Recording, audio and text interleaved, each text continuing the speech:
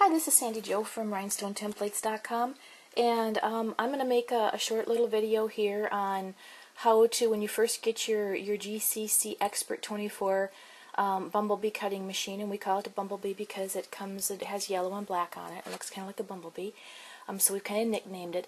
But I'm going to give you a little tour around the machine a little bit, just so when you get started it's not so frustrating for you. And if underneath the Expert GC you look down right away, and you can see the white mark right here on the track. This is called the track, and this is what your carriage is going to go back and forth on that holds your blade. You can see that we have multiple of those little white tracks, and here's our carriage holder here, and here is our blade right here that holds in the carriage holder. It holds the blade holder, which holds our needle for cutting when we're cutting. So there's a white mark in back of there, and there's another one way over at the end over here. Now these white marks are extremely important. That the reason that they're there is the grit rollers on the bottom of the machine are directly underneath the white marks up here. So you've got your grit rollers and your white marks, and your tension rollers here, your pinch rollers actually can move back and forth, and you can put them wherever you want. But when you cut, you have to have them lined up underneath the grit roller in order to feed the product through the machine and have it track really, really good. If your roller is off to the side and not on the grit roller, you're going to be throwing your product all over, your template material, your vinyl, heat press or signed vinyl or whatever it is you're cutting, paper or fabric or whatever you're cutting, you'll throw it all over the place. So we have 3 pinch rollers on the machine, and like I said, you have 2 exterior ones. Here's an interior one. Here's our other exterior one way back underneath my blade holder, and you can see that in a little bit. The one with the red on it is our interior one, and that one is just a guide to guide the product through, and that one does not pinch down as tight as the other one does. It just kind of holds stuff kind of in place. The 2 end ones are the most important. I'm going to go ahead and I'm going to feed my cutting mat through. You can cut on a cutting mat or off, it's up to you, but I'm going to feed my cutting mat through and show you how I line everything up. And I've got my material ready here. My sticky flock is ready on my cutting mat to go through. I prefer to cut on the mats, but like I said, it's up to you if you prefer to or not. Not a big deal, it works either way.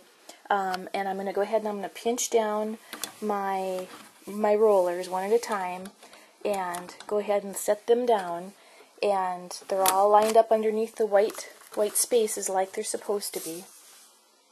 We'll double check that, and then you see I'm ready to go. I'm ready to cut. So now I'm going to turn the machine on, but before I do that, I'm going to give you a little walk around the motherboard here on our machine. And we have a control panel up on top of our machine, and on the Gcc Expert, it has a power button, an error button, an offline button, a pause button, a repeat, a data clear, a cut test, a origin set, and a 4-way. I have not worked with the repeat, the data clear, or the cut test much. When I had help setting it up in the very beginning for my computer, they worked with those buttons to make sure that I had the right programming for my 64-bit driver. But that help was from the people who sell the GCCs, and so I haven't touched those since.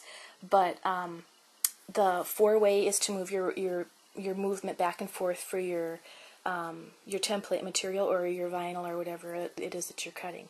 But that's kind of the workaround of the machine here. This is like I said, this is the carriage right here that holds my blade.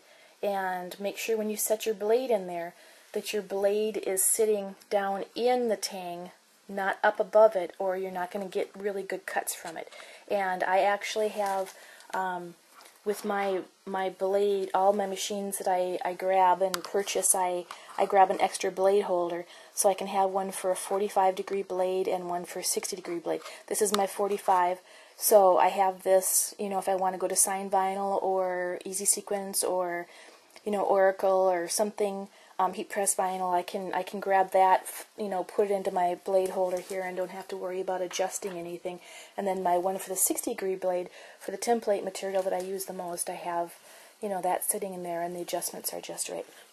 I'm going to go ahead and turn the machine on, and when I turn it on, it's going to do a combination of things. Make sure your pinch rollers are down when you turn it on, which I just did, and it's going to go through a registration period that's going to mark where you have your rollers on the two outside edges. You're not going to be able to cut anything larger than where you have your rollers at, because it's registering that's how big you want to cut your image. So I'll let you watch the cutter go through its process here and make its own registration things. Now the light's coming on, it's powering up. My computer just recognized. Now it's going through and it's finding that last roller over there, and it's going to come over and find this one. Make a little divot right there, and now it stops where it can start to cut, and where it made that little divot on the end over here where that last pinch roller was, that marked up, that's where the last part of your cutting area is going to be. So you can see that my sticky flock is in this area here, and with Great Cuts, or I cut with WinPC sign a lot, my images go from the front to the back a lot, so I'm actually going to be cutting a saying that's going to go from the front to the back. So I have a small piece of sticky flock in here. I'm going to come up to my panel board up here. I'm going to hit my offline light. It goes out. My power light is still on. I'm going to come over here to my 4-way, and I'm going to move my carriage over to where I think I want my blade to be. And then I'm going to go ahead and move it forward as well. That's a little bit too far forward. And that's, you can see that's where I'm going to start my cutting, you know, right there where my blade's going to come down and cut. So that looks good to me, so I'm going to come back up here. I'm done with my origin set, so you hit the button. Some green lights show up, they go off. Hit your online button again so you're on. To cut, you have to have both of those green lights on. If you get an error light right down here of red, that means the design that you sent through your computer to your cutter is larger than where you need to rotate your image around. It's larger where you need to actually be, you are outside of where your rollers are. So it might want to cut out here, so it gives a red error light, and when it does that, you know that you need to stop your machine and reset it and make those pinch rollers farther out or rotate your design around. So if you see that red error light, that means that it's going to cut, but it's only going to cut part of your pattern and not all of it.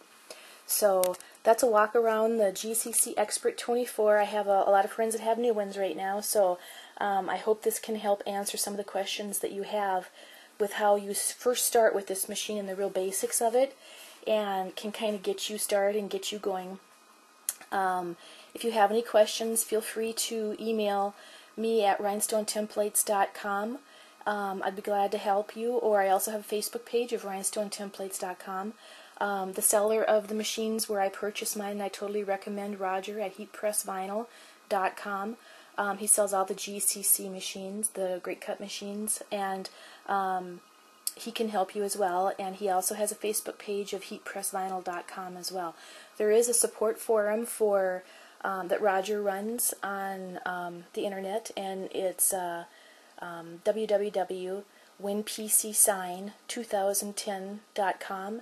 And anybody is welcome to join, whether you have a great GCC machine and you need some help or want to share and help others, or you're making, you know, rhinestones, or if you're working with signs or whatever. It's not just rhinestone orientated, so feel free to join that forum as well if you would like. And we have about 500 members there, and we all help and share some of our designs and things too. So I hope this helped you, and if you need any help, just give one of us a holler. We'll be glad to help you.